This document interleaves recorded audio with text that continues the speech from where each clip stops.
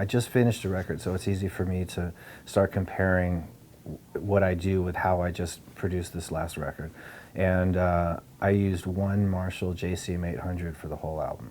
And that's just some Marshall that I found. You know, I have like stuff I've collected over the years that sits in storage, and I think it was one of my live rigs from the 80s.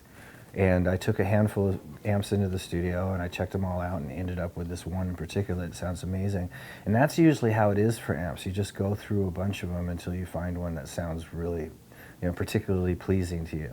Again, it's something that comes over time, you know, checking stuff out and then you know, finding something that really appeals to you and sticking with that and developing it from there. There's like three main amps. The real simple JCM 800 from the 80s is what I just used recording a record, and I often will use those in sessions because they're easy to find. The vintage modern is a great head, and I use that a lot live. And in the studio if somebody has that, or if I have to use my own. In a place where there's a studio that I borrow all the time that has a vintage modern, and I go and do one-off guitar solo sessions with it.